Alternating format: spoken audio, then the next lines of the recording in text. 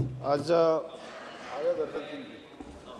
भारत के जो ऑपरेशन सिंदूर अभियान जो चलाया गया, इस विषय पर जो आज सदन में चर्चा चल रहा है, इस पे कुछ विषय मैं रखना चाहता हूँ। फर्स्ट ऑफ ऑल, मैं उन 26 भारतीयों को मैं आज इस सदन के माध्यम से पुनः एक बार श्रद्धांजलि अर्पित करता हूँ।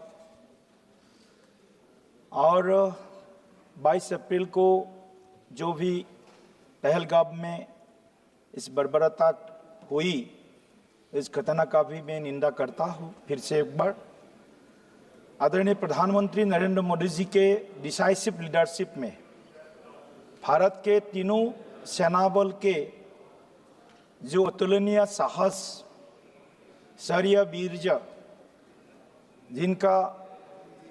जिनके कारण ऑपरेशन सिंदूर में भारत को बड़ी एक सफलता प्राप्ति हुई है।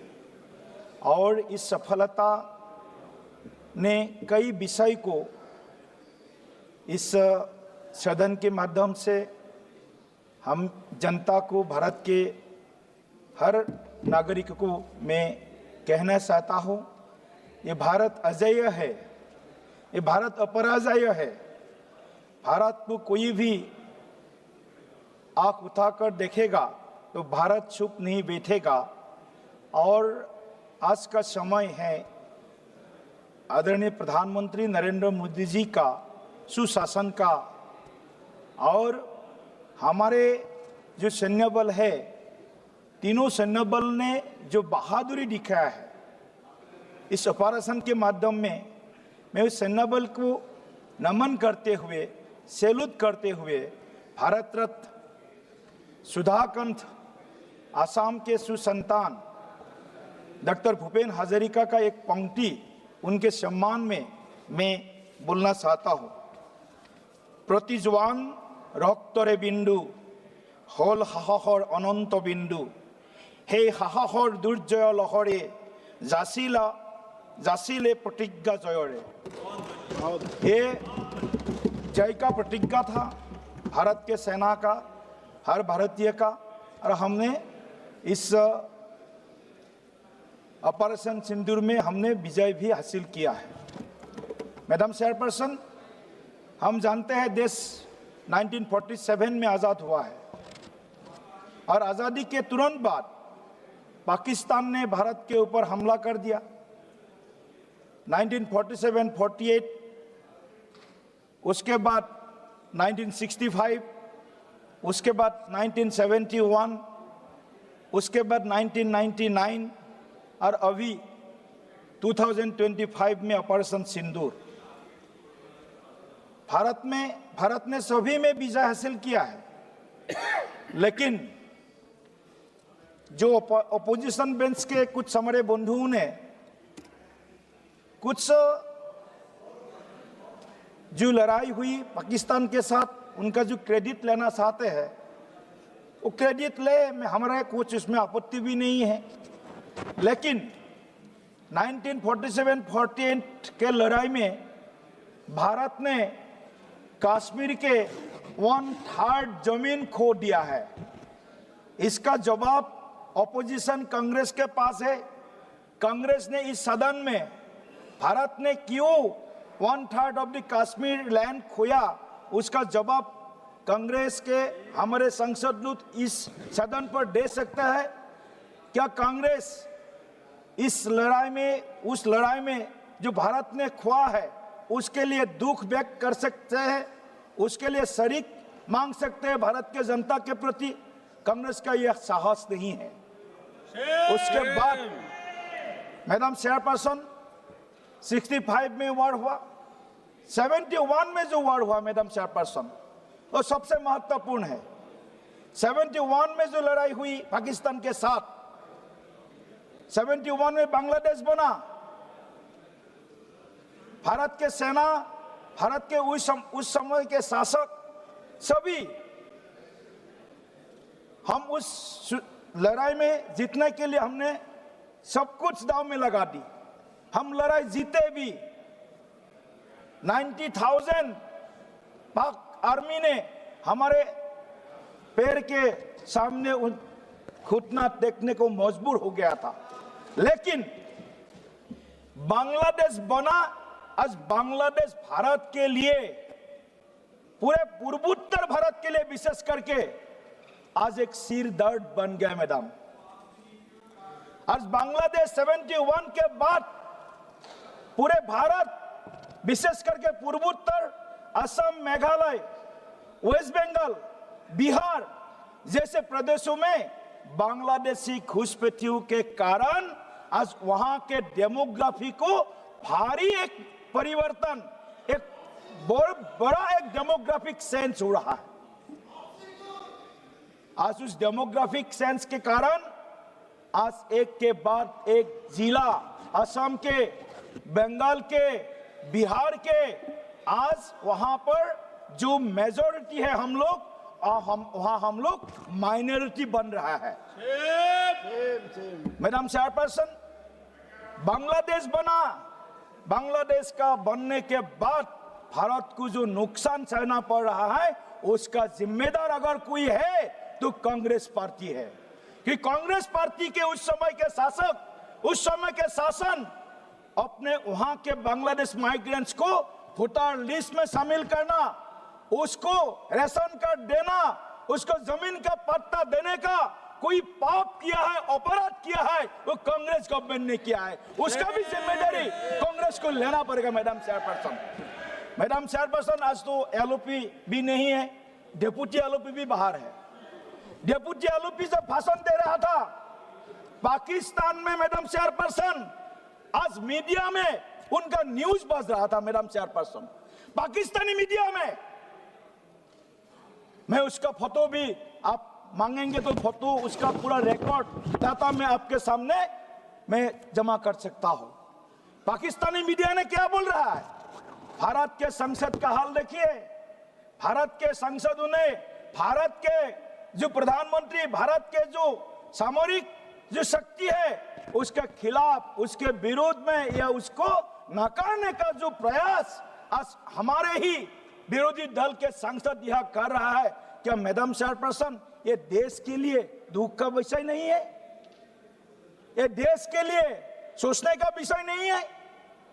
पाकिस्तान के मीडिया में हमारे देश का संसद में आज क्या हो रहा है, संसद का वक्तव्य क्या दे रहा है, आज हमारे डेप्यूटी एलओपी बड़ा भाषण देकर के गया है।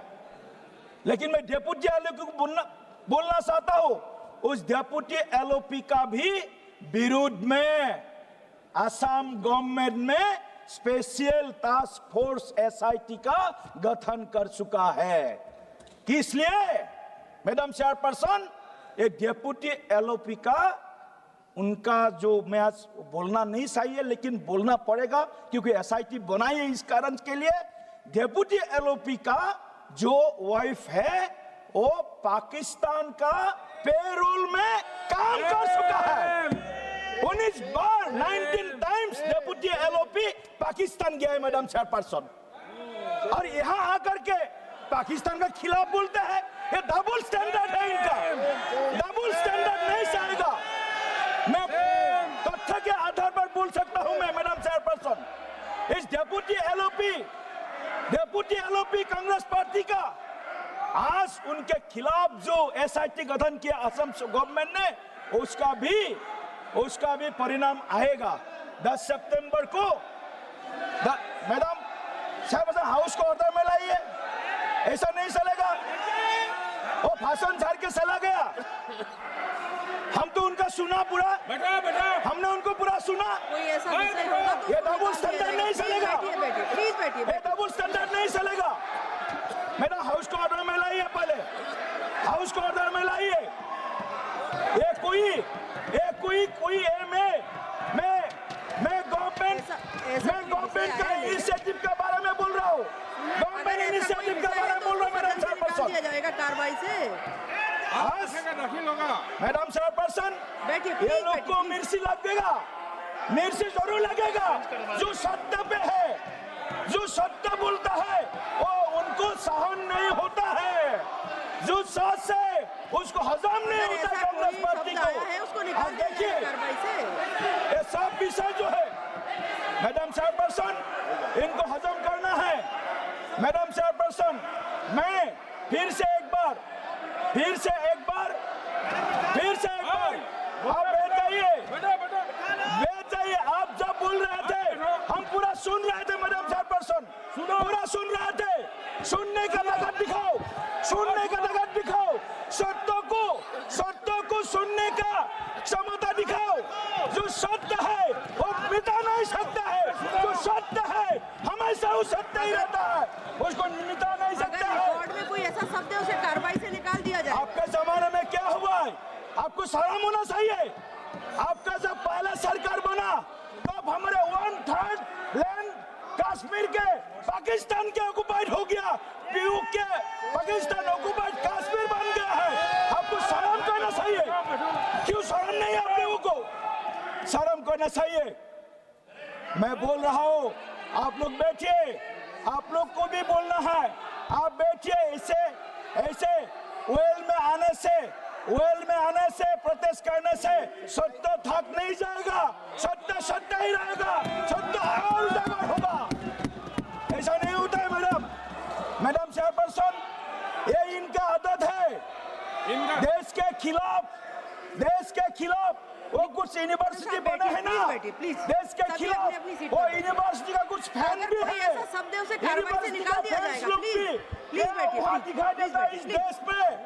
इसीलिए मैं फिर से एक बार बोलना चाहता हूँ, मैडम चेयरपर्सन थोड़ा सा हजम कीजिए।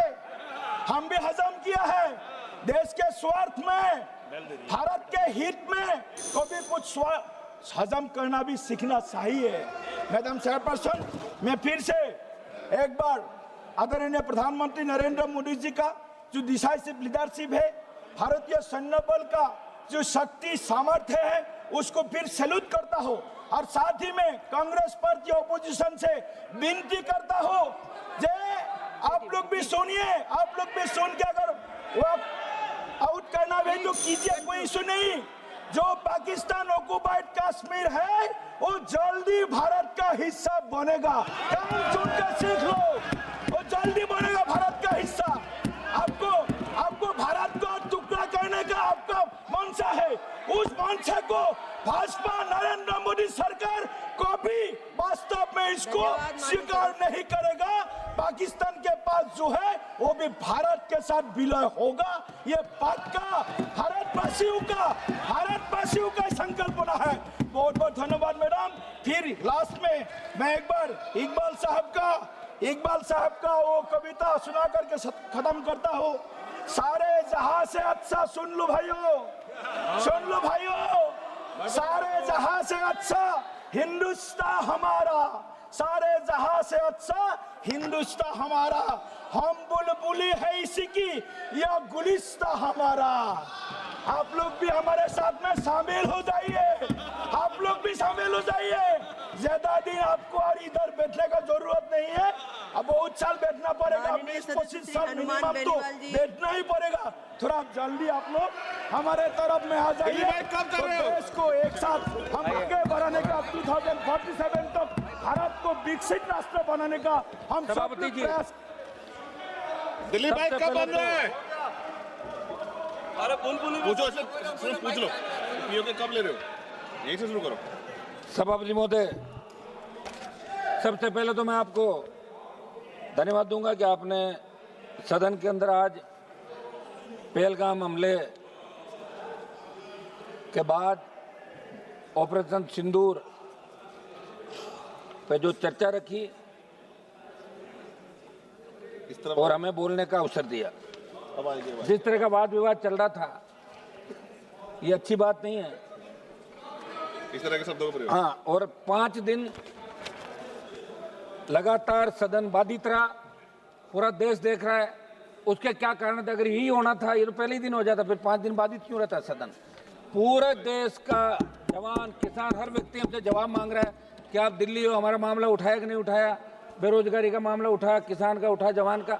निश्चित रूप से मैं आपको धन्यवाद दूंगा, अध्यक्ष जी को और हमारे पक्ष विपक्ष सबको, कि आखिर सदन ऑर्डर के अंदर आया और आज इस महत्वपूर्ण विषय पे ऑपरेशन सिंदूर, जिसको लेके हर भारतीय के मन के अंदर ये था कि ऑपरेशन सिंदूर के बारे में खुली चर्चा होनी चाहिए। आज सदन के विद्वान सदस्यों ने अपनी अपनी बात रखी। सभापति महोदय, निश्चित रूप से 26 लोगों की 22 अप्रैल 2025 को जो पहलगांव में धर्म पूछ के हत्या की, वो निंदनीय कृत्य था। और उस पल जिसने भी टेलीविजन पे, सोशल मीडिया पे इस खबर को देखा, हर घर के अंदर रुदन था। बच्चे, महिलाएं, बूढ़े सब एक ही बात कह रहे थे।